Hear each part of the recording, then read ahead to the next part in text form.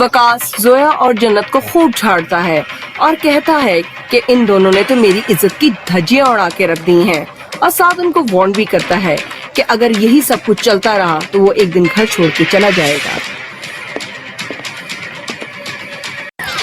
لیکن زویا کو تو جیسے وقاص کی کسی بات کا کوئی اثر ہی نہیں ہوتا تھا۔ زویا نے اپنے لائف سٹائل کو بالکل نہیں بدلا اور اسی طرح ایک ہفتہ گزر گیا۔ اس دن رات کے 12 بج گئے تھے اور وقاص ابھی تک آفس سے گھر نہیں آیا تھا۔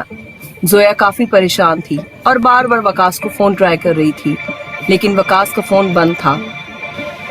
آفس میں فون کرنے سے پتا چلا کہ وقاص تو شام کو ہی آفس سے نکل گیا تھا۔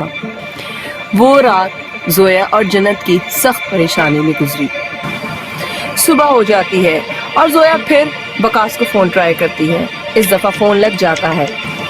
زویا وقاص کی منتیں سماجتیں کرتی ہے اور کہتی ہے کہ گھر آ جاؤ۔ وقاص زویا کو کہتا ہے کہ اگر تم ٹک ٹاک چھوڑنے کا وعدہ کرتی ہو تو میں ابھی کے ابھی گھر آ جاتا ہوں، اور زویا مان جاتی ہے۔ وقاص گھر آ جاتا ہے۔ زندگی معمول کے مطابق گزرنے لگی۔ زویا گھر کی اور وقاص آفس کی ذمہ داریاں ایک بار پھر سنبھال لیتے ہیں۔ لیکن وقاص زویا کے چہرے پہ چھائی ہوئی اداسی کو صاف دیکھ سکتا تھا، کیونکہ وقاص زویا سے بہت زیادہ محبت کرتا تھا۔ اس لیے ایک دن وہ زویا سے کہتا ہے کہ اگر وہ اس کو ٹک ٹاک بنانے کی پرمیشن دے دے تو کیا اس کے چہرے کی مسکراہٹ لوٹ آئے گی۔ زویا کا تو جیسے چہرہ ہی کھل اٹھتا ہے۔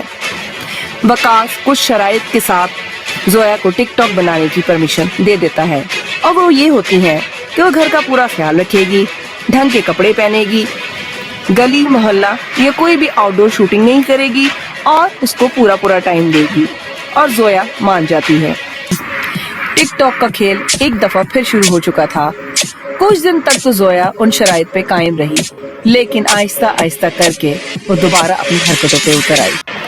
ایک بار پھر گھر میں لڑائی جھگڑا شروع ہو چکا تھا، اور اس دفعہ پہلے سے کئی گنا زیادہ تھا، کیونکہ اب زویا نے آنے والے الٹے سیدھے ہر میسج کو رپلائی کرنا شروع کر دیا تھا، جو کہ وقاص کو بالکل بھی گوارا نہیں تھا۔ وقاص اب دن بدن ڈپریشن میں جا رہا تھا۔ پراپرلی کام نہ کرنے کی وجہ سے بزنس میں بھی اس کو لاس پہ لاس ہوتا جا رہا تھا۔ وقاص کو اب سب کچھ زندگی میں ختم ہوتا دکھائی دے رہا تھا۔ ابھی ان سب سوچوں میں گم وقاص جا ہی رہا تھا کہ اچانک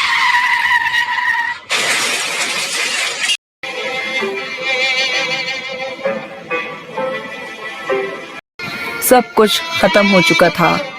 وقاص زویا اور جنت کو چھوڑ کر اس دنیا سے بہت دور جا چکا تھا۔